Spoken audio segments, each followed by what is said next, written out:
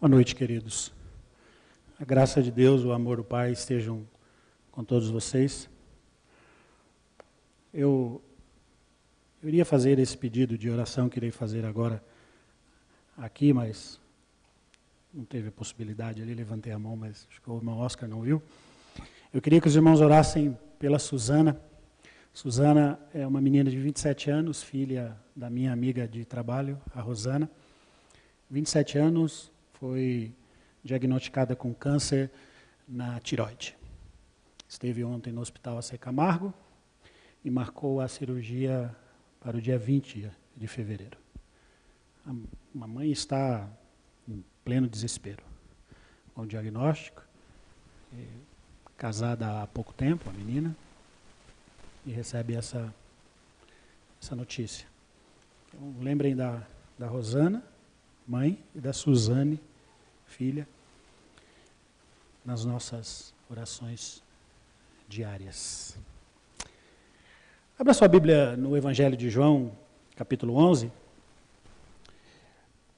Quem aqui, nesta noite, semelhante a mim, deseja receber um milagre em sua vida? Quem deseja que Cristo opere milagrosamente e transforme a sua vida? O texto que nós vamos ler agora, eu pediria ao Oscar que colocasse para nós aí uma referência. O texto que nós vamos ler agora fala do maior milagre de Jesus. A irmã White, no Desejado de Todas as Nações, página 525, no capítulo 58, ela relata desta forma a respeito do texto que vamos meditar nesta noite. Foi em benefício de Lázaro que se realizou o maior dos milagres de Cristo. O Salvador beneficiava-se a todos quanto lhe buscavam o auxílio. Ele ama toda a família humana, mas liga-se a alguns por laços especialmente ternos. Seu coração estava unido por forte vínculo de afeição à família de Betânia. E por um membro dela foi realizada a mais maravilhosa de suas obras. O milagre da ressurreição de Lázaro, o maior milagre que Cristo realizou enquanto esteve aqui na terra. Evangelho de João, capítulo 11, a partir do verso 39, nós vamos ler do 39 ao 44. E eu leio aqui, em minha versão, o seguinte texto. Então ordenou Jesus: tirai a pedra. Disse-lhe Marta, irmã do morto: Senhor, já cheira mal, porque já é de 4 dias. Respondeu-lhe Jesus: não te disse eu que se creres verás a glória de Deus? Só parar um pouquinho aqui. Você prestou atenção no texto?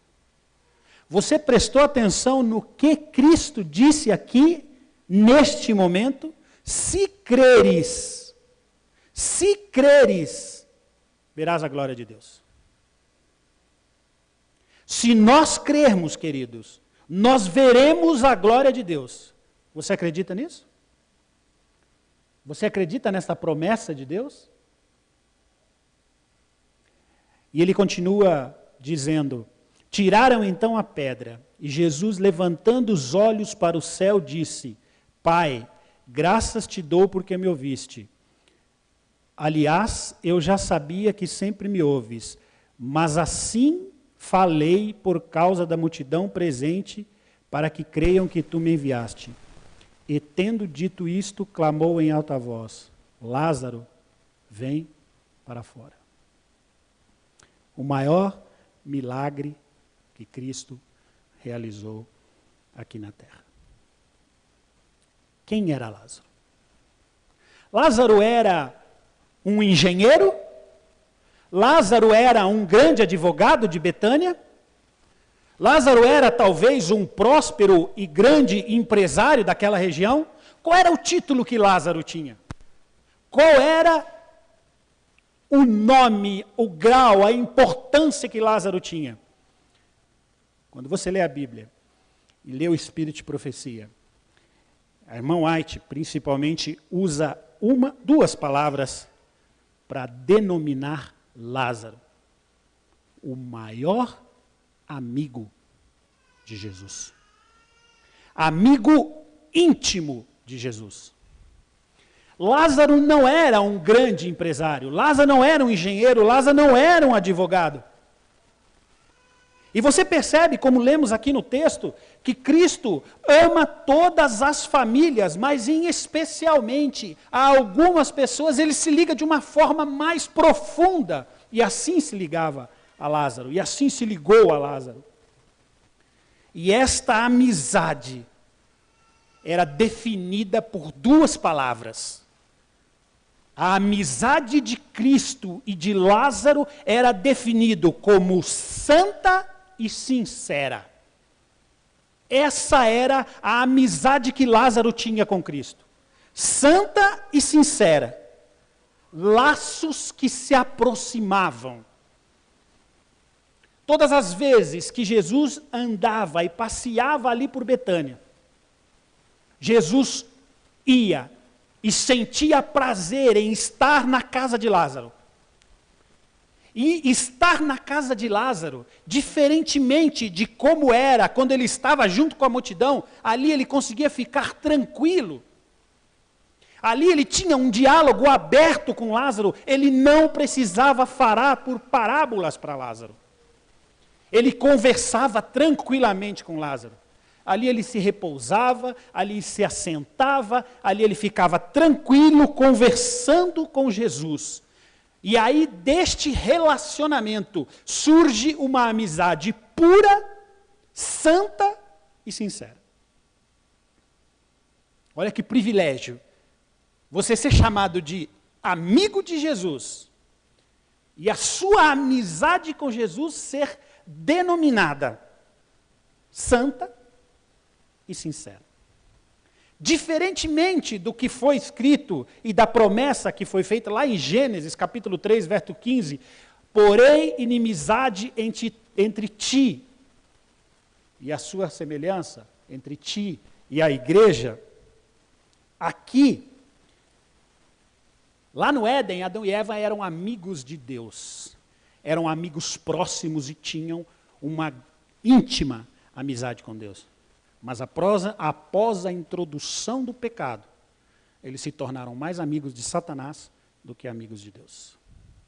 E Cristo então toma a decisão de vir com o objetivo de restaurar este relacionamento, esta amizade que havia sido quebrada no Éden.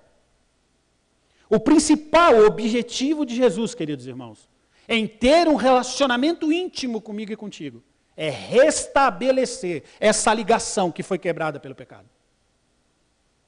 O principal objetivo de Cristo é religar a mim, a você, com o Pai. Este relacionamento que foi quebrado, agora Cristo busca refazer este relacionamento.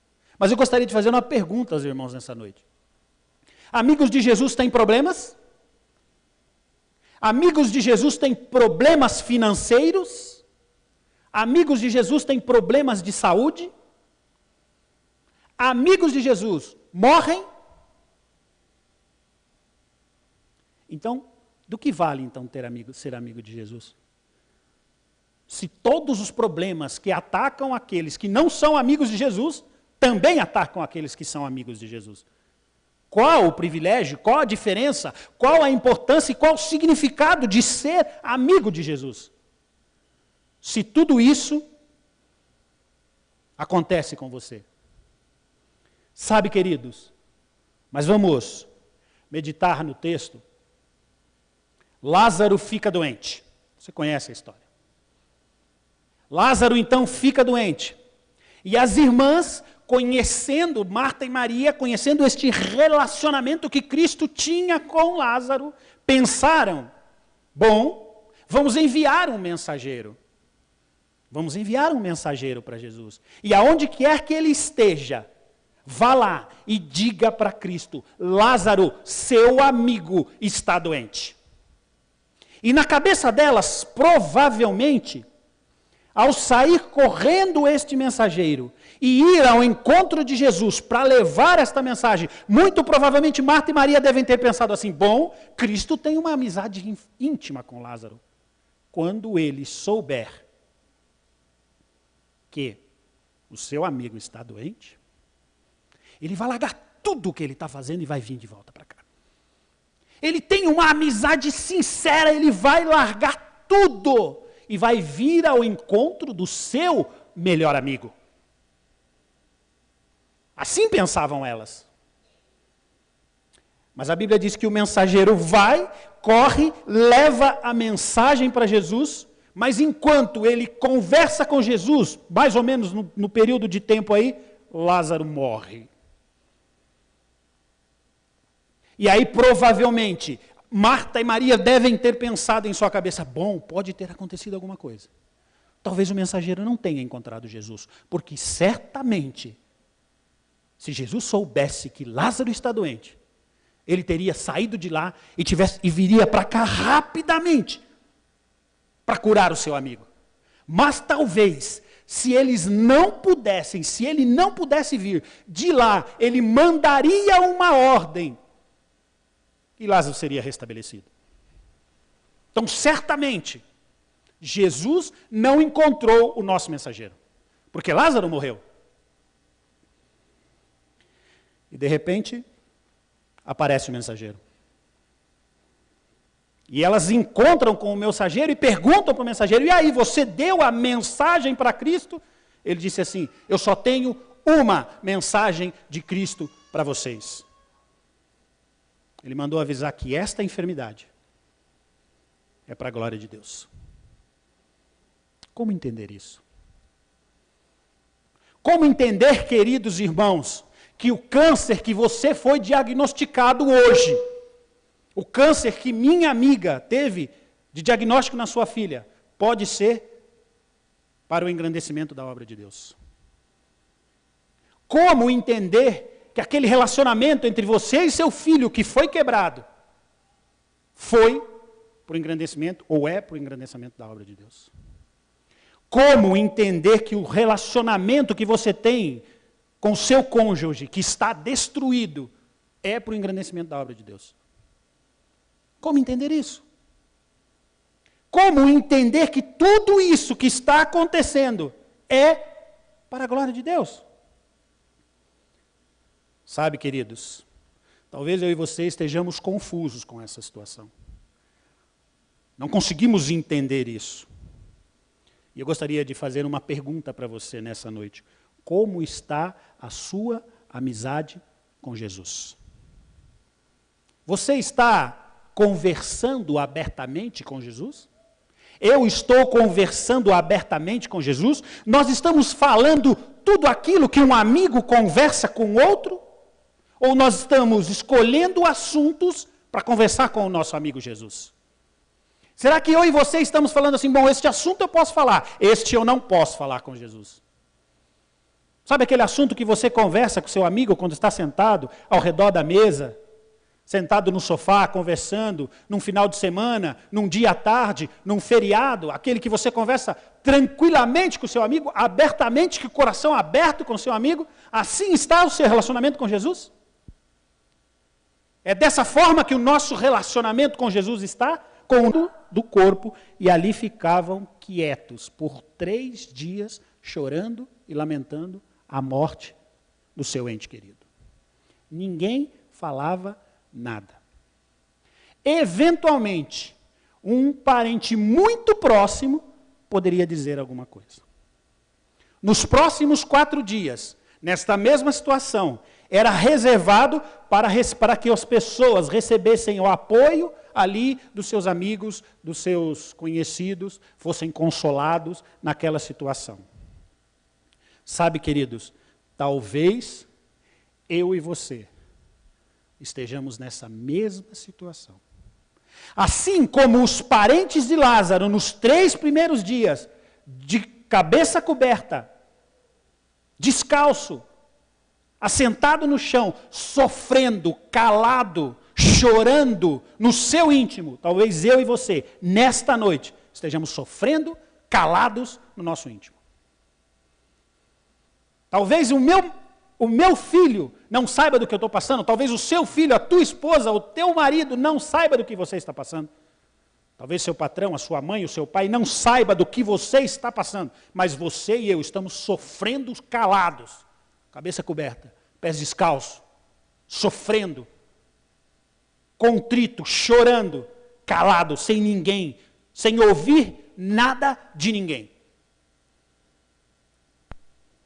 Sabe, queridos, nós podemos esconder os nossos problemas de todos, mas não podemos esconder os nossos problemas de Jesus.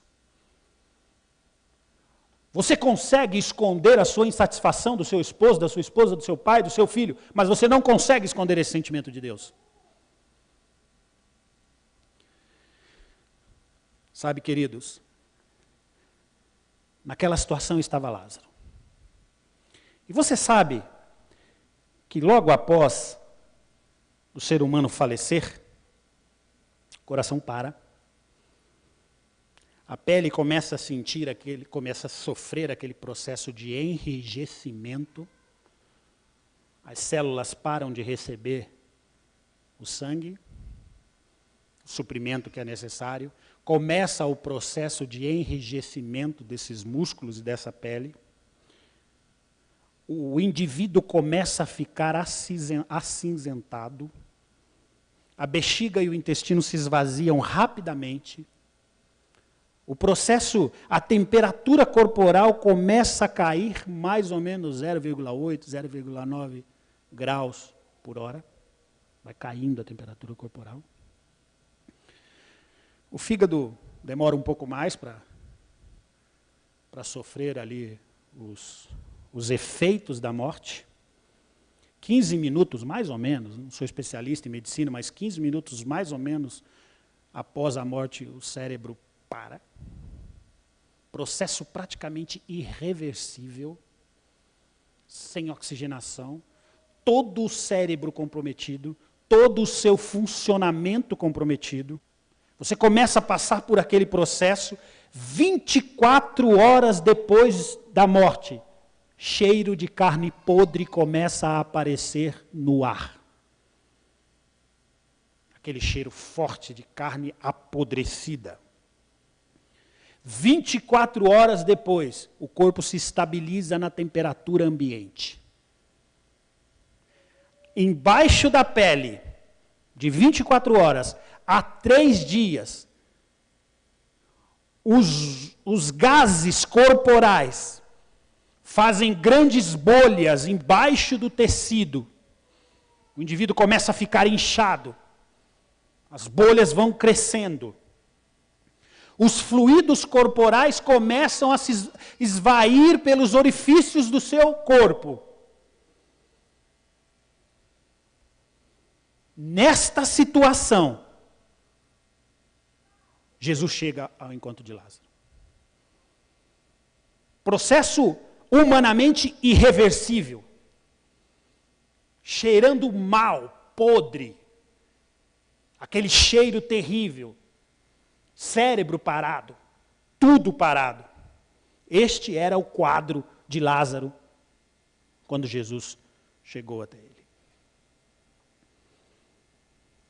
Sabe, queridos, e o texto diz que Marta corre ao encontro de Cristo e diz: Senhor, Senhor, se o Senhor tivesse vindo antes, isso não teria acontecido. De uma forma mais direta ou indiretamente, Marta poderia estar dizendo para Jesus: agora não adianta mais. Agora é tarde demais para o Senhor aparecer. Jesus, agora é tarde demais. E outra pergunta que nós temos que responder nessa noite: é tarde demais para o seu casamento ser restaurado? É tarde demais para a sua vida financeira, para a minha vida financeira ser restaurada? É tarde demais para o meu relacionamento conjugal ser restaurado? Por aquele relacionamento entre pai e filho que está destruído ser restaurado? É tarde demais para Jesus isso? Sabe, queridos, eu gostaria de dizer para você nesta noite que tarde demais não faz parte do vocabulário de Cristo. Tarde demais não existe para Cristo. Talvez eu e você estejamos ouvindo, porque muitas vezes alguém nos procura, o pastor nos procura, o pai nos procura, você chega para o filho e diz assim, filhão, coisa legal, ele diz assim, tarde demais, para mim é tarde demais, não tem mais jeito para mim. Eu já fui tão fundo, tão longe que é tarde demais. Tarde demais para o vício das drogas ser curado? Marta estava dizendo isso para Jesus. Tarde demais, Jesus. Jesus pergunta para Marta, aonde está Lázaro? E eles apontam. E Jesus então caminha até lá e manda, tira a pedra. E Marta faz outro esclarecimento. Senhor, cheira mal. Faz 4 dias. Cheira mal, Senhor. O senhor vai ter certeza que o senhor quer abrir isso aí? Ele está morto aí há 4 dias.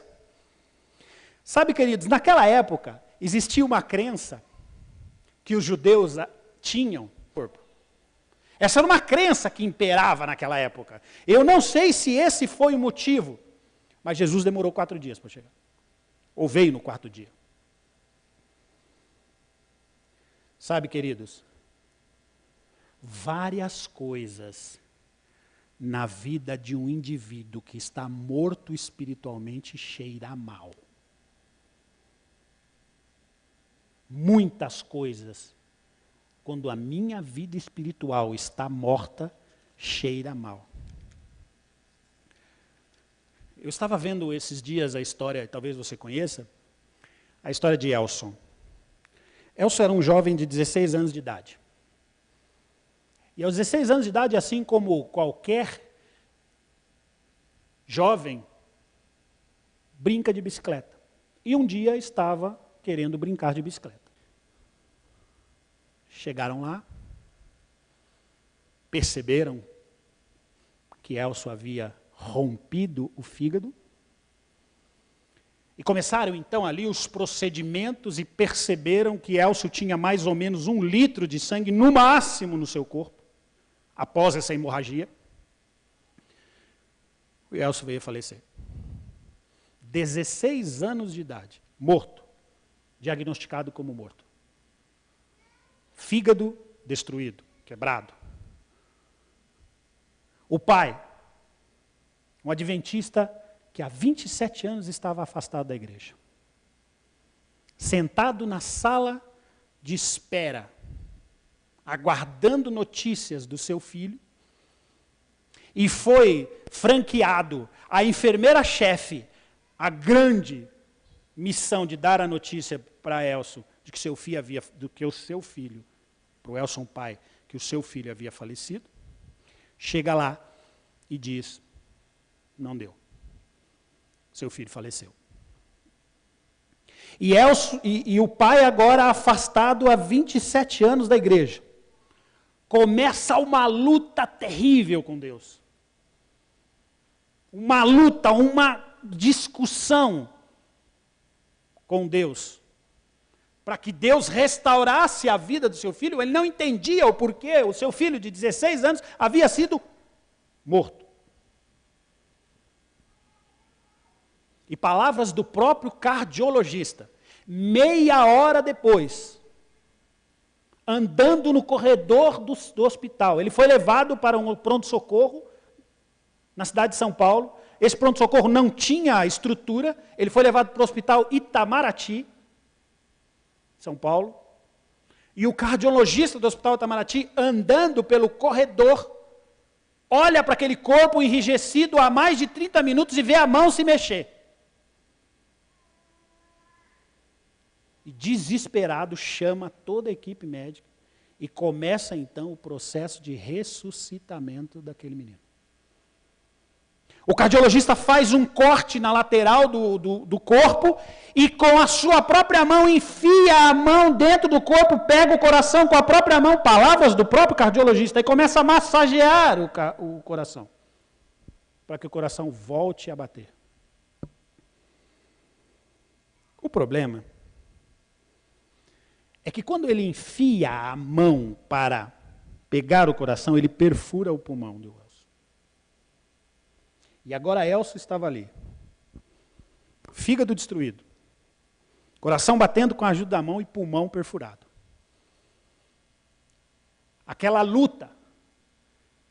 E a cirurgia demora 7 horas. E eles conseguem estabilizar Elcio. Elcio está estabilizado. E agora o pai, que estava há 7 horas antes, clamando para que Deus ressuscitasse o seu filho, o médico agora vai ao encontro do pai e diz assim, você crê em Deus? Você acredita em milagres? Você vai ter que rezar para Deus. Porque o primeiro milagre já foi feito. Ressuscitou. Mas se ele viver, ele vai viver vegetativamente. O menino de 16 anos vai viver vegetativamente. E agora o pai muda a oração. O pai que há 27 anos havia se afastado da igreja, estava distante dos parentes, se culpando porque o seu filho, de 16 anos, não tinha conhecido Jesus, porque ele mesmo havia negligenciado o ensino da Bíblia para o seu filho. Aquele que havia brigado e proibido a sua esposa de várias e várias vezes se batizar, ele havia proibido a sua esposa de se batizar. Agora toma a decisão de reunir os seus filhos, reunir a sua esposa, para orar para Deus, pedindo a cura para o seu filho. Sabe, queridos, o tempo foi passando. Foi passando. Depois de 27 anos afastado, Oscar, põe a foto aí. Depois de 27 anos afastado, o pai toma a decisão de orar para Deus. Esse é Elson Beretta Júnior.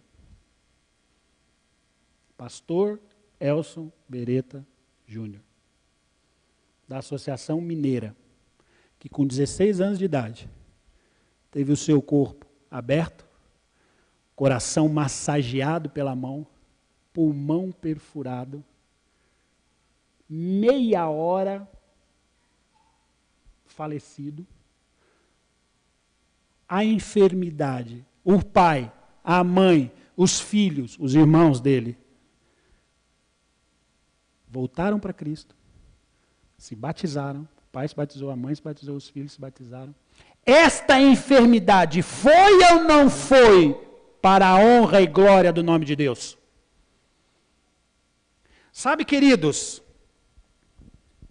talvez você esteja perguntando por que eu, nesta noite, decidi falar para você de ressurreição e de milagre. Sabe, queridos, porque nós achamos que isso que nós estamos vivendo é vida. Nós estamos achando que porque comemos, porque bebemos, porque saímos, porque brincamos, nós vivemos. Jesus Cristo, em sua palavra, nos prometeu, eu vim para que vocês tenham vida, e tenham vida em abundância. A vida que Cristo quer para nós não é essa vidinha que eu e você estamos vivendo aqui. A vida que Cristo quer para mim e para você, não é isso que nós achamos que é vida. Muitos de nós estamos mortos espiritualmente dentro da igreja. Não temos vontade mais de ler a Bíblia. Não temos vontade mais de ler o Espírito de Profecia. Não temos vontade mais de fazer a lição da escola sabatina. Ano bíblico, então, nem pense. Ir de culto de quarta-feira e domingo, para quê? Já vou no sábado.